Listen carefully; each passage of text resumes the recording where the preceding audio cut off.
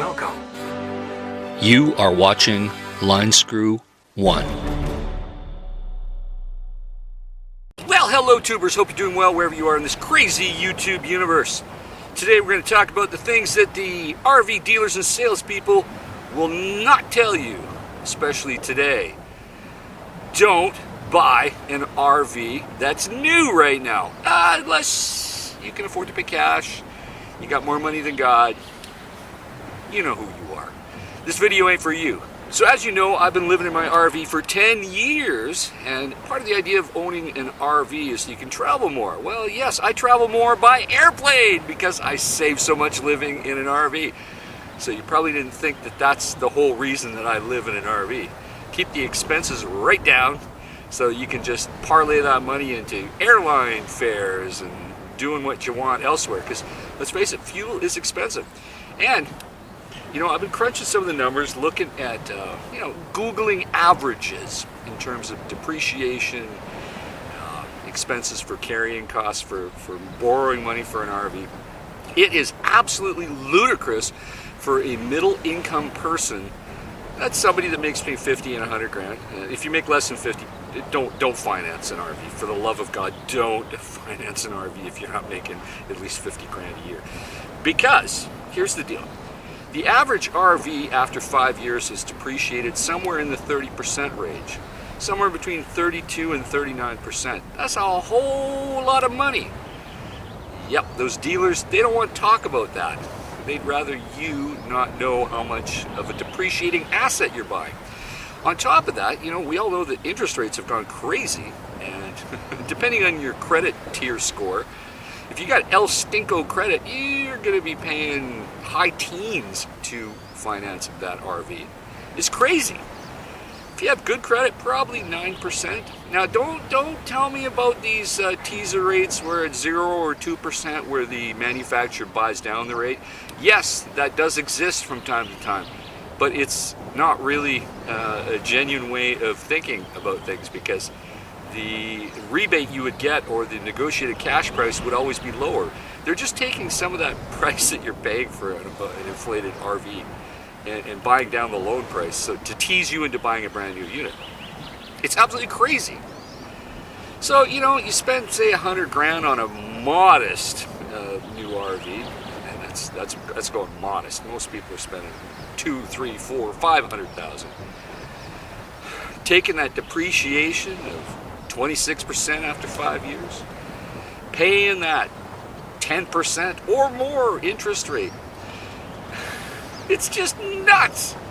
What you're doing is just flushing a whole lot of cashola down the toilet. And let's not forget about the high cost of gasoline to operate your RV. It's gone nuts.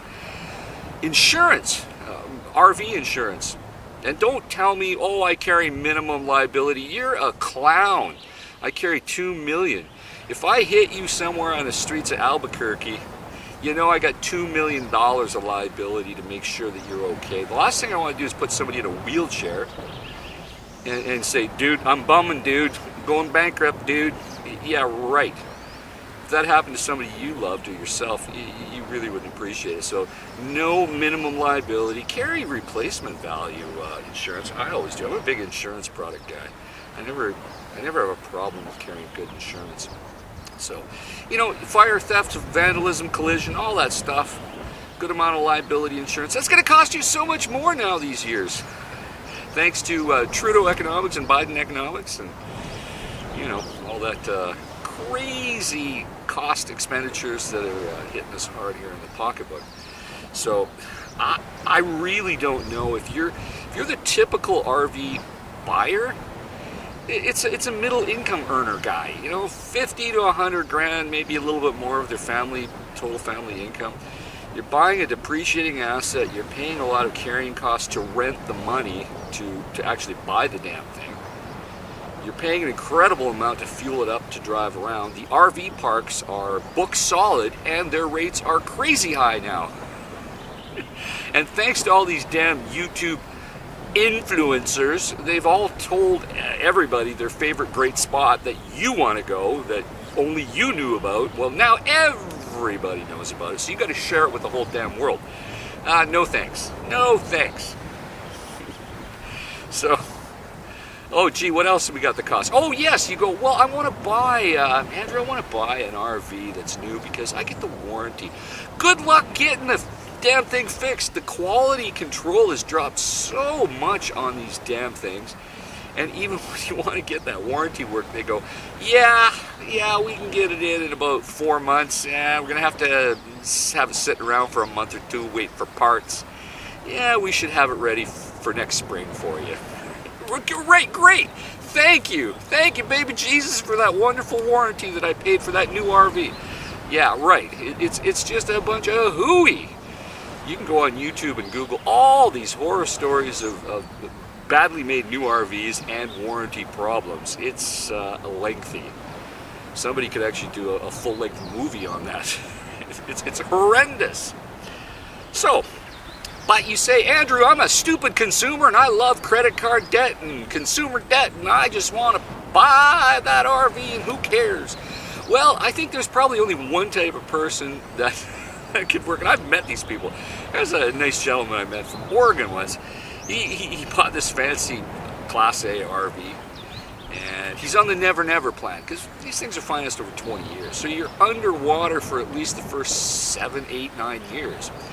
And he's older, and he says, well, what do I care? When I die, I die. You know, I got no kids, I'm divorced, blah, blah, blah. I guess if you're in that weird situation where you're not going to leave an estate, I guess, yeah, rack it up. Pay the monthly bills. And then someday in the near distant future, you're just going to croak and they're going to repo the damn thing once you've passed away. I guess that might be a strategy for some people, because I have seen that. But really, it's just a bad idea right now. You can tell big ticket items and toys, like I've been looking at motorcycles again. I know I shouldn't be doing that, but I actually have made money on motorcycles. I don't buy them to make money, but I just tend to look for good deals and buy them. They're not even selling, and motorcycles are cheap compared to RVs. So buy used, pay cash, make sure you got a good driving record so you get a really good discount on your RV insurance. Carry appropriate insurance so you don't have a total loss. If you're not carrying fire, theft, vandalism, and you have one of those perils happen to you, you're out, bud. It's a total loss for you. So don't do that. Unless you're so flush with cash, you can take a big hit of tens of thousands of dollars and still sleep at night and not care. Okay, good for you if you're one of those people. But let's face it, most people finance RVs. They do. And with these interest rates right now, do you really want to be one of these people? I don't think so. It's nuts. But apparently, if the dealers were honest, first thing they'd say, really? Let's run your credit score. Let's see how much that's going to cost you. Oh, by the way, did you know you're buying a heavily depreciating asset and it's going to shake, rattle, and roll and probably leak? And by the way, yeah, we got a warranty, but it's kind of shitty and you're going to have to wait for us to do the service. Can we still get you to sign here and take it home today? What's it going to take for me to get you into this crappy asset? Look, I'm not saying RVs are horrible. No, but buy something that's appropriate that you can afford. But so many people don't think of the carrying cost. Oh, and even the worst case scenario, and I've seen this, the people that buy the RV, they finance it, they take the depreciation, and they live in a place or a city or an HOA where they can't even park it. They find that out at the last minute. So what do they have to do? They have to spend $200-300 a month to store the damn thing at a storage center or place. Yeah, I have seen that, and it has happened a lot to people, especially people who live in HOAs, or even, for example, when I first bought my RV, I live in the city of Vancouver.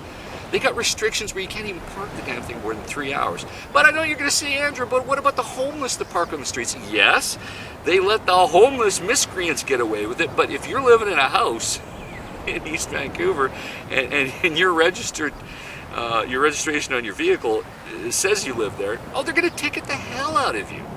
Because they go, hey, you live in a house here in Vancouver, buck up, pal. Bylaw says you got 3 hours to load and unload the RV, and you're out of here. Otherwise, like I said, you got to pay for parking year round at an RV storage place. It sucks. So you add it all up, the huge depreciation, the carrying costs for interest rates to finance the stupid thing, insure it, potentially paying for storage, and then the horrible wait time for warranty work. Do you still want to do it? I don't think so. Your results may vary. Put your comments down below what your experiences have been. And who do you think wants to finance these things right now? Because there are people still doing it. There's still people signing on the dotted line, financing them with over 10% interest on a heavily depreciating asset. I think it's cuckoo cuckoo for Cocoa Puffs. But your results may vary. Put your comments down below. Hope you're doing well, and I'll see you in the next video. Take care.